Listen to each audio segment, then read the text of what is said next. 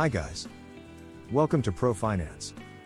So before we get started, make sure to hit that like button, also subscribe to my channel. In this video, we will talk about gambling versus investing. What is the difference? So make sure to watch the full video. How many times during a discussion about finances have you heard someone say, investing in the stock market is just like gambling at a casino? True. Investing and gambling both involve risk and choice, specifically, the risk of capital with hopes of future profit. But gambling is typically a short-lived activity, while equities investing can last a lifetime. Also, there is a negative expected return to gamblers, on average and over the long run. On the other hand, investing in the stock market typically carries with it a positive expected return on average over the long run. Investing. Investing is the act of allocating funds or committing capital to an asset, like stocks, with the expectation of generating an income or profit. The expectation of a return in the form of income or price appreciation is the core premise of investing. Risk and return go hand in hand in investing. Low risk generally means low expected returns, while higher returns are usually accompanied by higher risk. Investors must always decide how much money they want to risk. Some traders typically risk 2 to 5% of their capital base on any particular trade. Longer-term investors constantly hear the virtues of diversification across different asset classes. However, risk and return expectations can vary widely within the same asset class, especially if it's a large one, as the equities class is.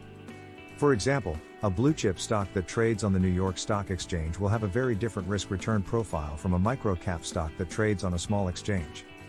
This, in essence, is an investment risk management strategy, spreading your capital across different assets, or different types of assets within the same class, will likely help minimize potential losses. In order to enhance their holdings' performance, some investors study trading patterns by interpreting stock charts. Stock market technicians try to leverage the charts to glean where the stock is going in the future. This area of study dedicated to analyzing charts is commonly referred to as technical analysis. Investment returns can be affected by the amount of commission an investor must pay a broker to buy or sell stocks on their behalf. Gambling. Gambling is defined as staking something on a contingency.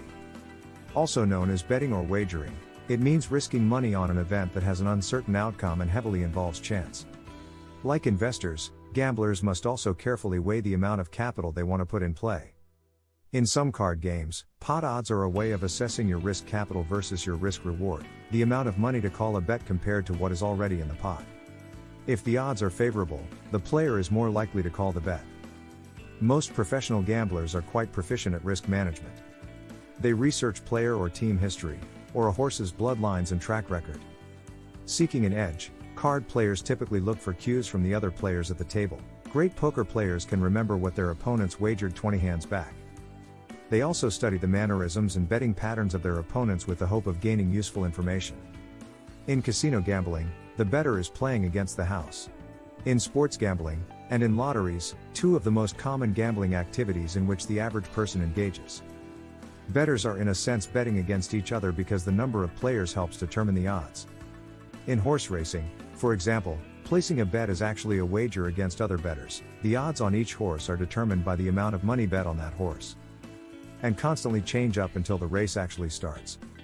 Generally, the odds are stacked against gamblers. The probability of losing an investment is usually higher than the probability of winning more than the investment. A gambler's chances of making a profit can also be reduced if they have to put up an additional amount of money beyond their bet, referred to as points, which is kept by the house whether the bettor wins or loses. Points are comparable to the broker commission or trading fee an investor pays. Investing versus gambling. Key differences. In both gambling and investing, a key principle is to minimize risk while maximizing profits. But when it comes to gambling, the house always has an edge, a mathematical advantage over the player that increases the longer they play. In contrast, the stock market constantly appreciates over the long term. This doesn't mean that a gambler will never hit the jackpot, and it also doesn't mean that a stock investor will always enjoy a positive return. It is simply that over time, if you keep playing, the odds will be in your favor as an investor and not in your favor as a gambler. Mitigating loss. Another key difference between investing and gambling, you have few ways to limit your losses. If you pony up $10 a week for the NFL office pool and you don't win, you're out all of your capital. When betting on any pure gambling activity, there are no loss mitigation strategies. Newer innovations to online sportsbooks have been added to help gamblers mitigate risks when betting on games such as in-play bettering, which can be changed throughout gameplay. And partial cash-out options, which allow recovery of part of one's wager if an outcome seems to be going against the best. In contrast, stock investors and traders have a variety of options to prevent total loss of risked capital. Setting stop losses on your stock investment is a simple way to avoid undue risk. If your stock drops 10% below its purchase price, you have the opportunity to sell that stock to someone else and still retain 90% of your risk capital. However, if you bet $100 that the Jacksonville Jaguars will win the Super Bowl this year, you cannot get part of your money back if they just make it to the Super Bowl. And even if they did win the Super Bowl, don't forget about that point spread.